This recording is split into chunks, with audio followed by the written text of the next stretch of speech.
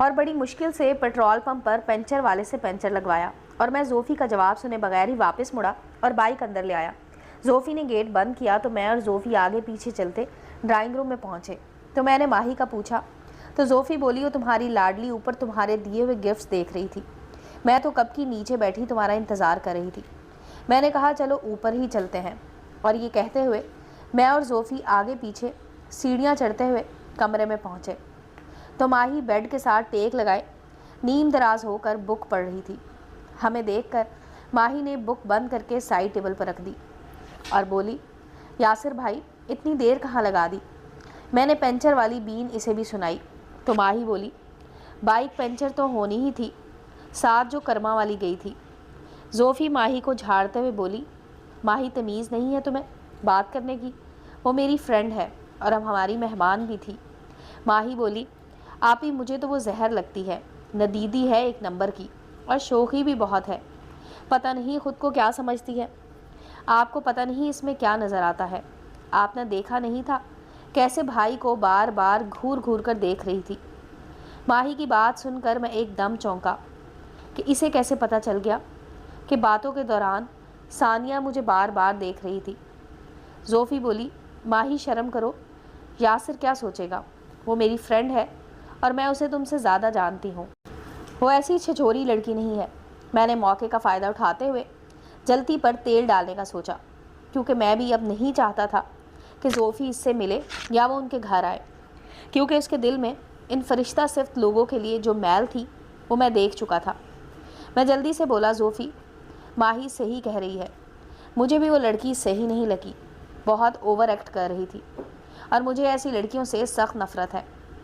تو ماہی جلدی سے بولی دیکھا آپی اب یقین آ گیا، اب تو بھائی نے بھی گواہی دے دی ہے۔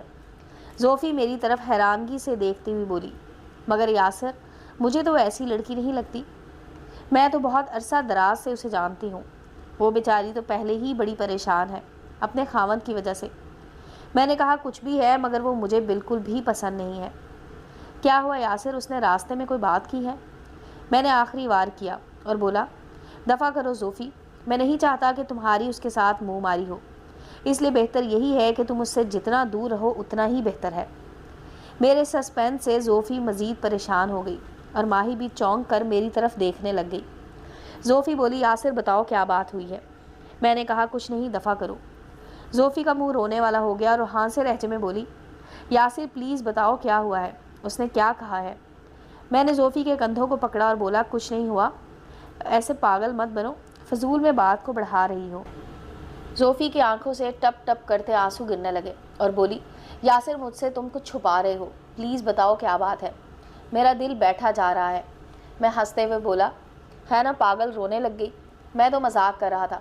اور میں نے ماہی کی طرف دیکھتے ہوئے کہا دیکھو ماہی تمہاری آپی بچوں کی طرح رو رہی ہے۔ زوفی بولی یاسر میں مذاق کے موڈ میں نہیں ہوں، بتاؤ اس نے تمہیں کیا کہا ہے؟ یہی وجہ تھی کہ زوفی نے جب مجھے اپنی قسم دی تو مجھے ایک دم جھٹکا لگا اور اس بات کا احساس ہوا کہ جلتی پر تیل پھینکنے سے انسان خود بھی آگ کی لپیٹ میں آ جاتا ہے۔ اب میں سوچنے لگ گیا کہ زوفی نے مجھے اپنی قسم دے دی ہے، اب اسے کیا بتاؤں؟ میں انہی سوچوں میں گم تھا کہ زوفی پھر مجھے جھنجھوڑتے ہوئے بولی یاسر بتاؤ اس نے کیا کہا ہے تمہیں، اگر نہ بتایا تو میرا مرا ہوا منہ دیکھو گے۔ زوفی کے منہ سے مرا ہوا کا لفظ سن کر مجھے ایسے لگا کہ جیسے میرے دل پر کسی نے چھری سے وار کر دیا ہو۔ پاگل لڑکی، اب ایسی بکواس کی تو میں نے تم سے کبھی بات بھی نہیں کرنی۔ تو زوفی بولی پھر بتاؤ کیا کہا ہے اس نے تمہیں جو تم اس سے اتنے بدزن ہو گئے ہو۔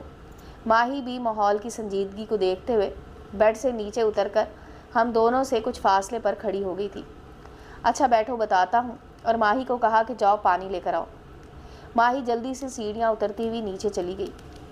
چند لمحوں بعد ہی ماہی پانی کا گلاس لے کر کمرے میں داخل ہوئی اور گلاس زوفی کی طرف بڑھایا تو زوفی گلاس خود پکڑ کر پانی پینے لگ گئی۔ ماہی کھڑی ہمیں دیکھ کر مسکرا رہی تھی، مہری منہ پر دونوں ہاتھ رکھ کر ہنسی کو دباتے ہوئے دوسری طرف منہ کر کے کھڑی ہو گئی۔ میں نے پھر زوفی کو مخاطب کرتے ہوئے کہا دیکھو زوفی، اس دور میں ہر ہاتھ ملانے والا دوست نہیں ہوتا، بے شک تم مجھ سے زیادہ سمجھدار ہو، پڑھی لکھی ہو اور زندگی کے تلخ دور سے بھی گزر چکی ہو، تمہارا تجربہ بھی مجھ سے زیادہ ہے، مگر دھوکہ وہی کھاتا ہے जो हर किसी पर आंख बंद करके भरोसा कर लेता है। तुम जिसे अपनी दोस्त समझ रही हो, उसके दिल में तुम्हारे लिए बहुत बुग़्ज़ और हसद है। वो तुम्हारी तरक्की से भी बहुत जेलस है। रास्ते में मेरे साथ तुम्हारी बुराइयां ही करती जा रही थी कि तुम अच्छी लड़की नहीं हो, तुम्हारे पास इतनी दौलत कैसे आई और मैं तुमसे बच कर रहूँ, वगैरह वगैरह। मेरी बातें सुनकर ज़ोफ़ी का चेहरा सुर्ख टमाटर की मुशाबहत इख्तियार करता जा रहा था। मेरी बात मुकम्मल होते ही ज़ोफ़ी एकदम खड़ी हुई और गुस्से से फंकारते हुए बोली, कोई बात नहीं, मैं पूछ लूँगी उससे। और माही भी दोनों हाथ मुंह पर रख कर हंसते हुए बोली, आप ही क्या हो गया है आपको? ज़ोफ़ी ने गुस्से से माही की तरफ देखा और बोली, तुम चुप रहो ज़ोफ़ी। मेरा स्टाइल देखकर गुस्से में भी हंस पड़ी और सर पकड़कर सोफ़े पर ढेर हो गई। माही भी सोफ़े पर ही बैठ गई और कुछ देर सानिया के टॉपिक पर बात होती। मैंने ज़ोफ़ी को फुल उसके ख़िलाफ़ भड़का दिया था और उससे वादा भी लिया था कि वो उससे कोई भी ऐसी वैसी बात नहीं करेगी, बल्कि उसे इस तरीके से छोड़ेगी कि उसे महसूस भी ना हो और उसे जान भी छूट जाए। फिर मैंने माही से गिफ्ट पसंद आने का पूछा तो माही ने बड़ी गर्मजोशी से मेरा शुक्रिया अदा किया और मेरी चॉइस और मैचिंग को दिल से सराहा और शरारती अंदाज में बोली, भाई वैसे सब बातें एक तरफ, आप ही बहुत खुशकिस्मत हैं जिनको आप जैसा शौहर मिलेगा। आप ही की तो मौजें हैं, घर बैठे ही सब कुछ मिल जाया करेगा, वो भी आला से आला। मैंने हंसते हुए कहा, कोई नहीं, मेरी बहन परेशान ना हो, तुम्हारे लिए भी कोई ऐसा ही लड़का तलाश कर लेंगे। माही मेरी बात सुनकर शर्मा और मुंह पर दोनों हाथ रख कर भाई आप भी ना कहते हुए बाहर की तरफ भाग गई। मैं उसे आवाज़ें देता रह गया कि बात तो सुनो, मगर माही तेज़ी से सीढ़ियाँ उतरते हुए नीचे चली गई। आराम से अब सो जाओ, सुबह दुकान भी खोलनी है, टाइम देखो कितना हो गया है। मुझे भी नींद आ रही है और मैंने सुबह 2 ब्राइडल तैयार करनी है। ज़ोफ़ी के नीचे जाने के बाद मैं बेड पर लेटते ही सो गया। सुबह मुझे ज़ोफ़ी नहीं उठाया। नाश्ता वगैरह करने के बाद मैं और ज़ोफ़ी दुकान पर आ गए। जुनैद पहले से ही बुटीक के बाहर खड़ा इंतज़ार कर रहा था। जुनैद ने मुझसे चाबियां ली और दुकान खोली और हम दोनों मिलकर सफाई वगैरह करने में मसरूफ़ हो गए। सारा दिन काम में मसरूफ़ रहे। जुनैद ने भी मेरी सुस्ती की वजह पूछी, मगर मैंने तबीयत नासाज होने का बहाना बनाया क्योंकि मेरी नींद पूरी नहीं हुई थी। रात को हस्बे मामूल में ज़ोफ़ी को घर छोड़ने के बाद गांव पहुंचा। अम्मी ने पूछा कि यासिर पुत्र, तुम्हारी आंटी नाराज़ तो नहीं हुई कि हम माही की सालगिरह पर नहीं आए? मैंने कहा कि नाराज़ तो नहीं हुई, मगर गिला कर रही थी कि आप लोगों को आना चाहिए था, मगर मैंने उनको मुतमईन कर लिया था। अम्मी बोली, पुत्र दिल तो मेरा भी कर रहा था, मगर तुझे अपने अब्बे का पता ही है कि वो ऐसे ही लड़ने लग जाते हैं। मैं नहीं चाहती थी कि ऐसे इन लोगों को लेकर हमारे घर में कोई झगड़ा हो। कोई नहीं, आहिस्ता आहिस्ता सब ठीक हो जाएगा। मैं बस कुछ दिनों में ही तुम्हारे अब्बा से तुम्हारे और ज़ोफ़ी के रिश्ते की बात करूँगी। मुझे तो वो लोग बहुत भले लगे और ज़ोफ़ी भी काफ़ी सुलझी और समझदार बच्ची है। मैंने लाड से अम्मी के गले में बाजू डालकर अम्मी के साथ झूलते हुए कहा, बस सुलझी और समझदार ही है। मैंने कहा, मेरा मतलब कि सोनी शोनी नहीं है। अम्मी ने मेरे गाल पर थप्पड़ मारते हुए कहा, तुमसे ज़्यादा सोनी है। मैंने मुंह बसोड़ते हुए कहा, लो जी, बहू घर में आई नहीं और बेटा बुरा भी लगने लग गया।